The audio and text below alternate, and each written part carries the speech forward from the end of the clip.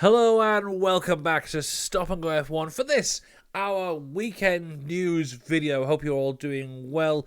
Coming up in this video, we've got a few news stories to talk about. A lot of rumours surrounding Franco Colapinto and where he might go. We've got the GDPA statement that came out this week. Also some news about the future of F1 Academy. Of course, this week we also had the news about Gabriel Bortoleto joining Sauber. Now that has got its own video, so if you want to go see that, that's available now on the channel. All my thoughts and stuff are in there about that one.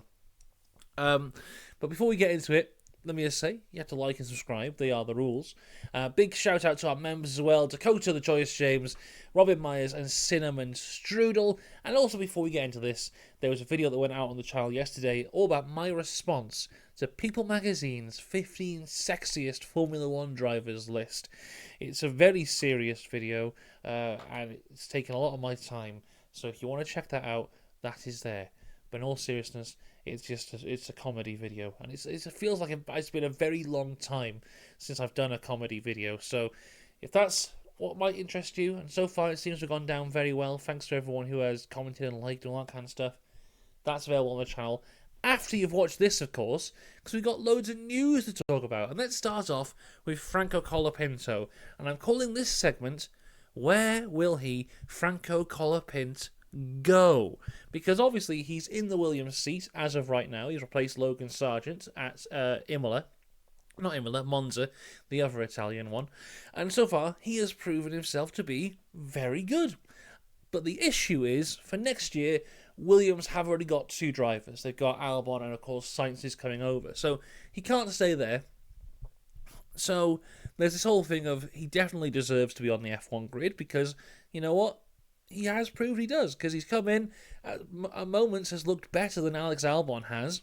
He deserves to be here for next year. He's proven himself. The issue comes with we haven't got any seats left. Well, realistically, there's one seat left, and that is in the racing bill, as I like to call them.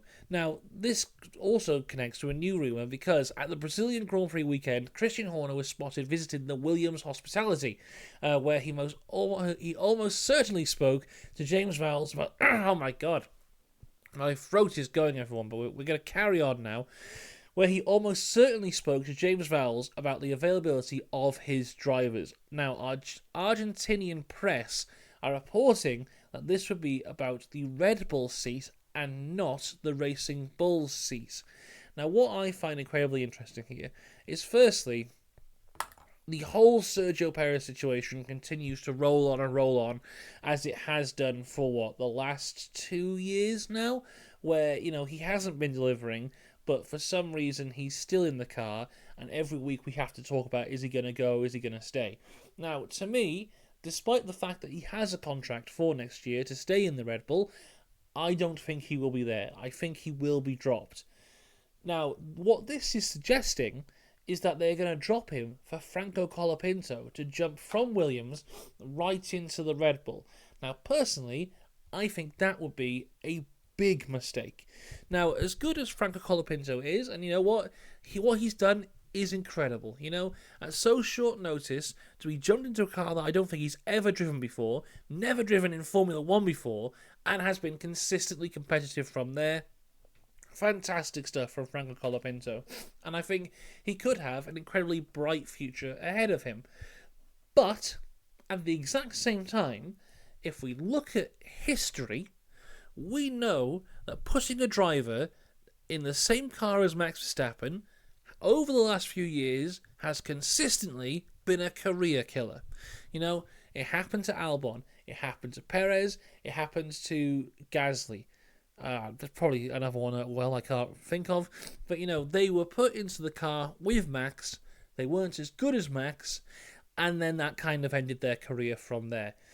So, I feel to put him in that car would be a mistake. To go from, I think by the end of the season he would have done 9 races in the Williams. To go, right, you did 9 races in the Williams, now we're going to put you in the Red Bull, which is notoriously a difficult car to drive, alongside the best driver on the grid, who is now a 4-time world champion. Best of luck, now show your worth. It's like, okay, that's a bit too much of an upward trajectory for Franco Colapinto, I feel. I think the better thing to do would be to put him in the Racing Bull alongside whoever's going to be there. Now, this might sound a bit contradictory from what I've just said, but Liam Lawson should have that seat. And you might be saying, well, he's only had a few races against Yuki Tsunoda, but the difference is, it's within that Red Bull family, and I feel they've really got to do some work to patch whatever the hell is going on there, because, it just seems like at the minute they're looking everywhere except internally, so yeah, it could also ruin Liam Lawson's career, who has come in and done a good job over the last couple of years as the replacement driver, but, it feels like the right thing to do for the team to promote internally, and you know what? Go for Yuki Tsunoda. If not that, he's been there for years, and he's been alright, hasn't he? I don't think he would be good enough, but still, I think the issue with the second Red Bull seat is the Red Bull is such a difficult car to drive, and you have to go, oh my god, if you can't tell, I've just woken up. This is going very badly. Sorry, what was I saying? Yeah, the issue with the Red Bull seat is the car is so hard to drive, and Max Verstappen is so good. And the issue you have from there is it's not like any other team where you have to try and, if you can equal your teammate, you look pretty good. If you're equaling Max Verstappen, it's like, okay, you're equaling the guy who goes basically all out every weekend to get the best result possible. And then if you are underneath that bar that he sets, it's kind of like, oh, you don't look good, but it's like, you could still be the second best driver on the grid.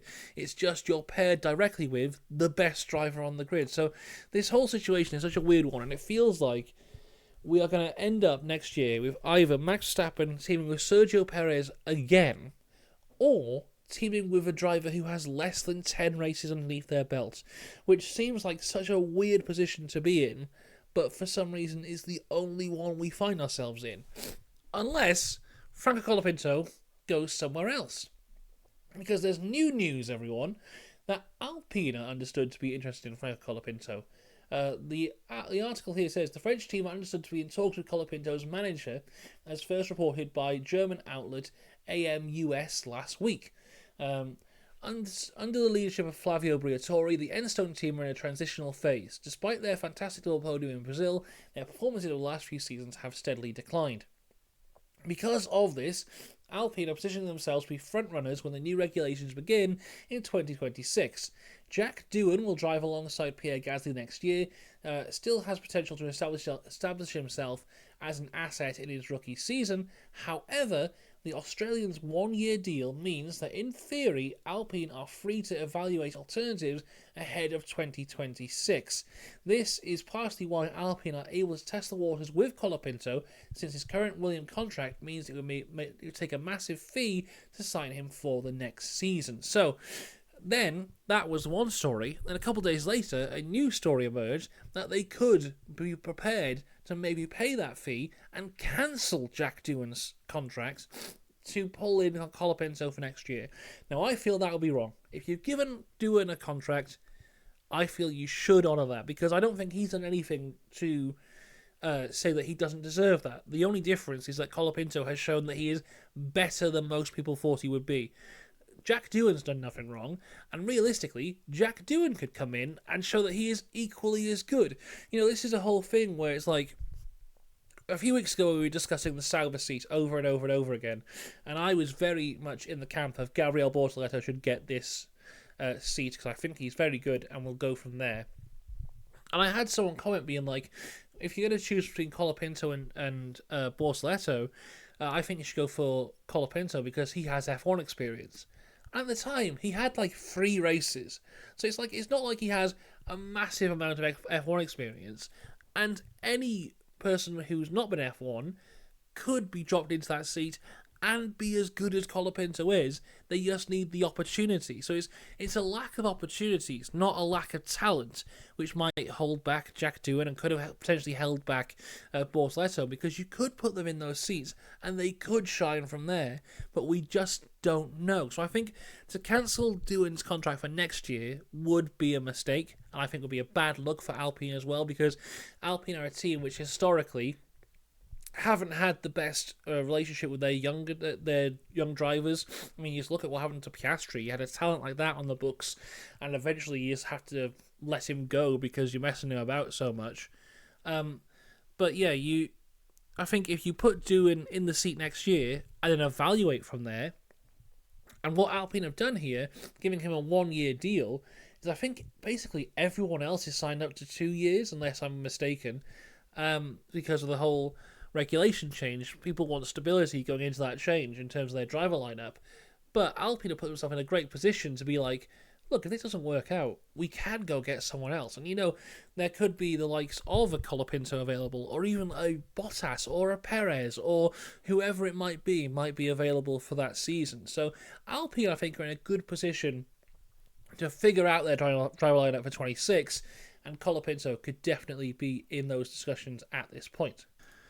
Right, moving away from Franco Colapinto now to talk about the Grand Prix Drivers Association, which, if you don't know, is just a collection of all the F1 drivers where they can talk about regulations and safety and all that fun stuff. Now, last week at the Brazilian Grand Prix, they randomly launched an Instagram page and followed all of the drivers who are currently on the grid. And I thought, well, that's interesting. I wonder what they'll use this for. And what they've used this for is just to send out a hit piece on the FIA. So, if you haven't seen this already, this is a message they dropped earlier this week. So, here it is. It says, GDPA Statement regarding driver misconduct.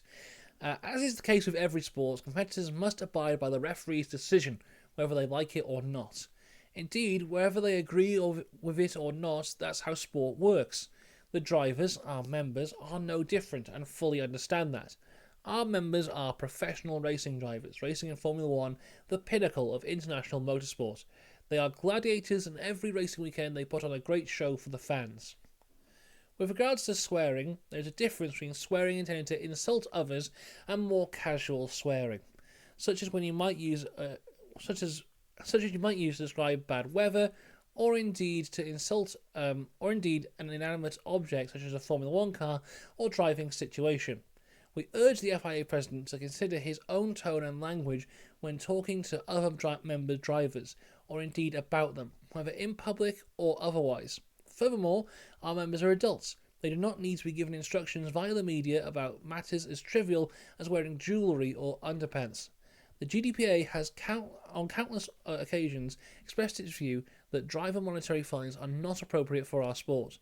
For the past 3 years, we've called upon the FIA president to share the details and strategy regarding the FIA's financial fines are allocated, and whether the funds are spent. We also relayed our concerns about the negative image financial fines bring to the sport. We once again request the FIA president provides financial transparency and direct open dialogue with us. All stakeholders should jointly determine how and where that money is spent for the benefit of our sport. The GDPA wishes to collaborate in a constructive way with all our stakeholders, including the FIA president, in order to promote our great sport for the benefits of everyone who works in it, pays for it, watches it, and indeed loves it. We are playing our part. Best regards, the director and chairman of the GDPA on behalf of the Grand Prix drivers. So, there you go. And, there's all references there, of course, to, I guess, the community service that Max received for swearing that one time, the fine that Leclerc received for swearing at the other, I think that was at the Brazilian Grand Prix, also references to the whole thing with Hamilton and the jewellery from a couple of years ago where they had to say he was to remove his jewellery. There's the thing about the fireproof underpants, if you remember Sebastian Vettel wearing his pants on the outside of his race suit because the FIA said that they had to check if everyone was wearing the right pants or whatever that was at the time.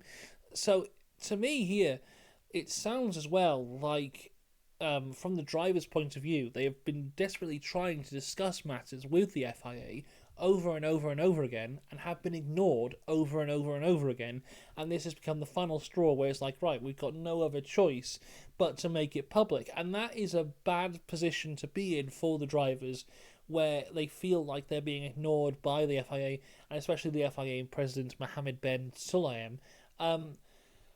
what the damning sentence for me is in this whole thing is we urge the FIA president to also consider his own tone and language when talking to our member drivers or indeed about them. It's just like, it's very much saying, well, you're telling us off for all this stuff, but we also know that you do all this stuff and worse, so please stop. The thing is with this is whenever we hear a story about Mohammed Ben Sulayem, it's never positive, like ever. I can't remember the last time we came here when he made a good decision there and everyone was happy. It's always these little trivial matters. And with regards to like the financial stuff, I know they're saying like we should know where it gets spent and all that kind of stuff, which I think is a good thing.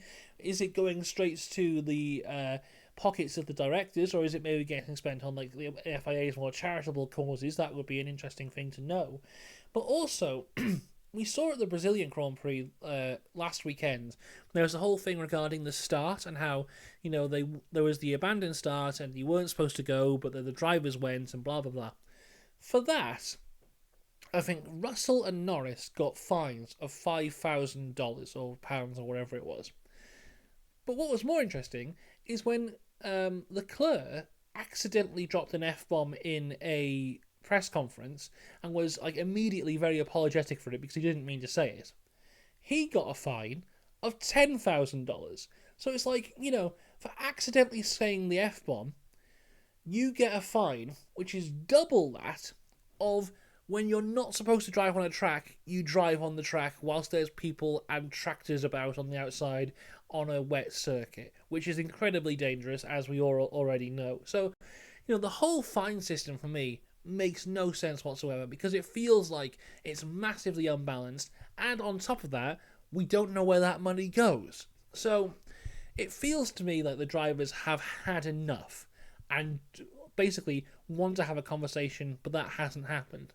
It'll be interesting to see what kind of response this gets, because, it's obviously not a good look for the FIA for the drivers to be like, hey, you all suck. So, and the public image of everything seems to be what the FIA really care about the most, which is very sad, but that seems to be the way that it is.